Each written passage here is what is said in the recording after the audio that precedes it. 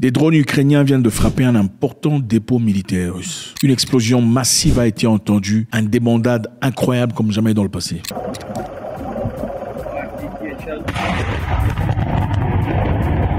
Salut à tous, c'est toujours un grand plaisir. Votre première fois ici, je vous encourage à vous abonner si ce n'est pas encore fait, puisque YouTube dit que beaucoup parmi vous regardez, mais n'êtes pas abonnés. Cliquez sur le bouton s'abonner, ça ne vous coûte rien, ça nous fait du bien. On y va. Des drones ukrainiens ont encore frappé à 300 km à l'intérieur de la Russie. Les drones ont frappé un important dépôt militaire dans une ville située au cœur de la Russie, provoquant un énorme incendie. L'Ukraine aussi a affirmé que la frappe avait détruit des entrepôts militaires russes. Donc cette explosion était incroyable. Ce lieu s'appelle Toropé, une ville dans la région russe Tver, située aux environs de 240 miles au nord-ouest de Moscou, à environ 400 km de la frontière ukrainienne. Alors il est important de savoir, est-ce que ces drones sont venus de l'Ukraine ou quelque part d'ailleurs? Parce qu'il y a plusieurs pays qui bordent la Russie, qui sont amis à l'Ukraine. Il faudrait bien le savoir. Un entrepôt militaire, d'après les Ukrainiens, vient d'être explosé, comme j'avais dans le passé. Et si vous regardez les images, vous pouvez voir que l'explosion est massive. Elle a été ressentie même par des systèmes de repérage de tremblement de terre, comme un tremblement de terre minime. L'explosion a été titanesque. Évidemment, ceci s'explique parce que quand vous explosez un dépôt d'armes où il y a des missiles balistiques, il y a beaucoup de choses, l'explosion sera manifestement beaucoup plus grande.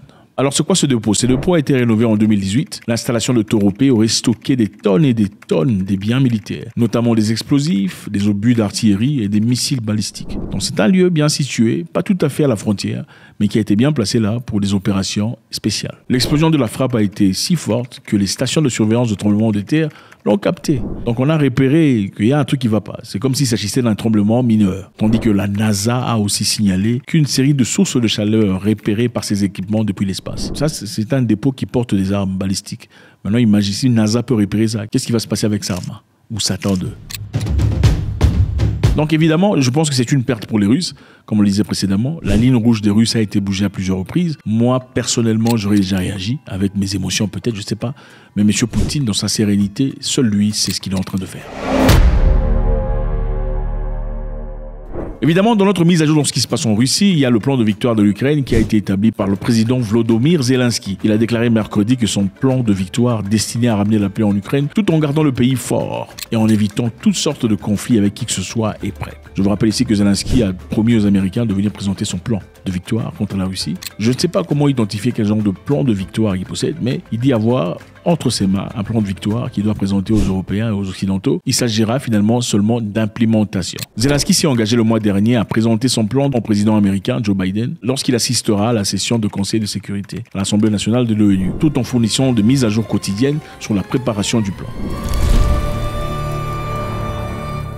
Le président russe Vladimir Poutine a averti la semaine dernière que la Russie serait en guerre avec les États-Unis et leurs alliés de l'OTAN s'ils osaient autoriser à l'Ukraine d'utiliser les armes à longue portée. Et c'est l'une des raisons pour lesquelles le président Zelensky sera encore une fois aux États-Unis pour aller négocier. La Russie a réitéré disant que ça sera très dangereux. C'est la nouvelle ligne rouge. Mais malheureusement, il y a beaucoup de personnes qui pensent que M. Poutine est en train de bluffer, y compris le chef de l'OTAN, l'Européen général James Stoltenberg, qui pense que M. Poutine est en train de bluffer. C'est pas la première fois qu'il donne des lignes rouges. Il n'a rien effectué, il n'a rien fait depuis qu'il a fait ses menaces. Il est en train de jouer avec les gens. D'après lui, il faudrait accorder les armes aux Ukrainiens de frapper à l'intérieur de la Russie. Est-il en train de dire la vérité ou pas? Faites-moi savoir. Parce qu'il est ici important de dire, moi je vais vous poser la question, si vous étiez M. Poutine, en ce moment aussi, auriez-vous frappé ou pas? Je veux savoir dans les commentaires. Si vous étiez M. Vladimir Poutine, avec tout ce qui s'est passé, et surtout cette explosion gigantesque qu'on vient de voir, auriez-vous frappé déjà ou pas?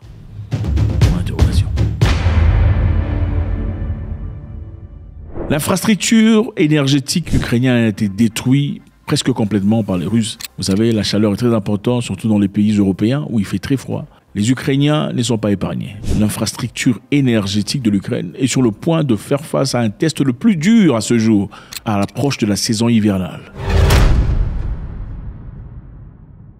Alors, on a gelé l'argent russe, les biens russes qu'on transférera à l'Ukraine. Ça a déjà commencé pendant l'hiver. L'Union européenne débloquera 160 millions d'euros d'aide humanitaire pour abris et des chauffages et 100 millions d'euros pour des travaux de réparation en énergie renouvelable. La majeure partie du produit provenant de l'argent russe gelé. Et ils disent, il est tout à fait normal que la Russie paye pour les destructions qu'elle a causées. Ceci a été dit par Madame Ursula von der Leyen. We will make an additional amount of close to 160 million euros available for this winter.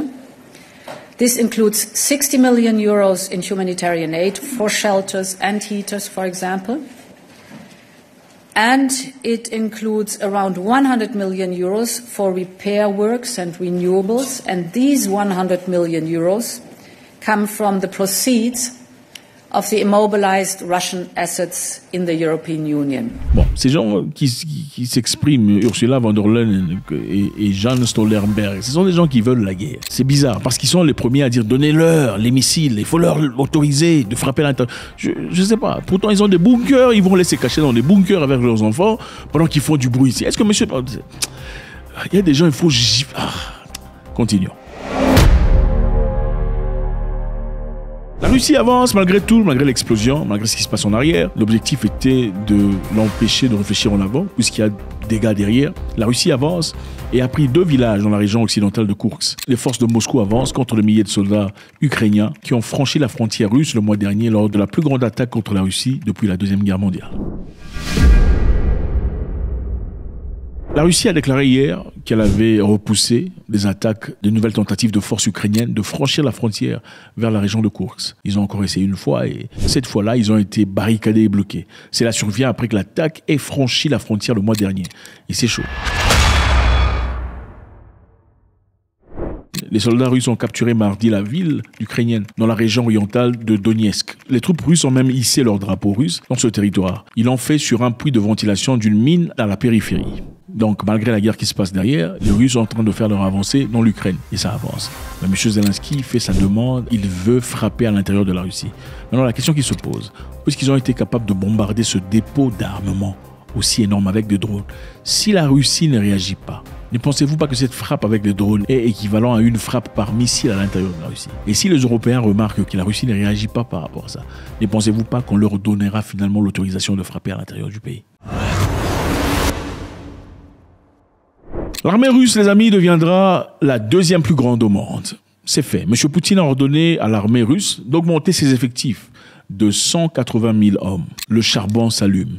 C'est évident. Cela signifie qu'elle comptera 1,5 million de militaires actifs. 1,5 million. Et cela placera la Russie en 2e position juste après la Chine. Une telle augmentation signifierait également que la Russie dépasserait les États-Unis, l'Inde, selon les instituts internationaux d'études des stratégies.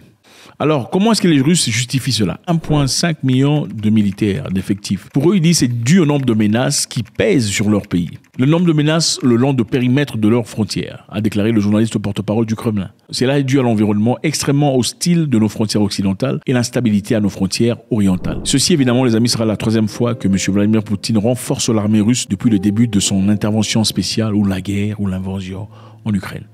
Alors, qu'est-ce qui se passe, les amis? Il y a une explosion massive d'un dépôt d'armes. Ça, c'est très dangereux. La première chose qu'on attaque, surtout par les Américains ou l'OTAN, ce sont les dépôts d'armes. Et si cette attaque a été effectuée par les Ukrainiens à des centaines de kilomètres de l'Ukraine, a-t-elle été effectuée par les Ukrainiens seuls, avec leurs drones? Numéro 2, puisque M. Poutine a établi des lignes rouges, cette explosion massive dans l'entrepôt d'armes serait-elle aussi considérée comme une ligne rouge franchie? Vous, à la place de M. Poutine, question 3. Réagiriez-vous de manière frantique à cette explosion pour laisser un message clair, c'est-à-dire leur dire de ne pas dépasser les bornes? Si M. Poutine ne réagit pas de manière frantique à cette explosion, ne pensez-vous pas que c'est une occasion pour que eux pensent vraiment qu'ils peuvent désormais octroyer l'autorisation de frapper à l'intérieur de la Russie, puisque comme le dit M. Jens Stoltenberg, M. Poutine est en train de bluffer? Faites-moi savoir ce que vous en pensez. Votre commentaire est très nécessaire. God bless.